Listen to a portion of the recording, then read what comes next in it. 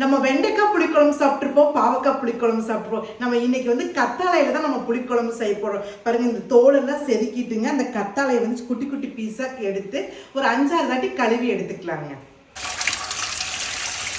5 spoon நல்லெண்ணெய், வெந்தயம், கடுகு உளுந்து பருப்பு, 2 வரமிளகாய், ஒரு கட்டி இடிச்ச பூண்டு, ஒரு பெரிய வெங்காயம், ஒரு தக்காளி பழம்,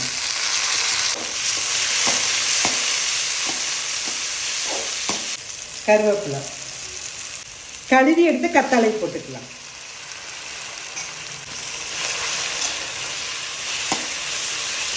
இந்த கத்தாழை வேக தேவையில்லைங்க, நல்லா எண்ணெயில் வதங்கினா போதுங்க.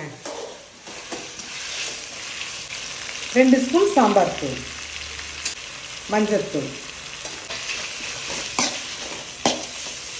அளவான கல்லுப்பு,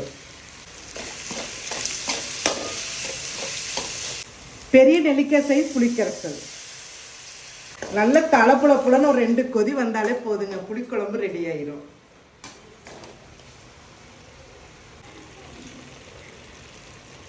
சுவையான கத்தாழை புளிக்குழம்பு ரெடிங்க. நம்ம உடம்புக்கு ரொம்ப கத்தாழை நல்லது, இந்த மாதிரி நம்ம சேர்த்திட்டாங்க ரொம்பவே நல்லது.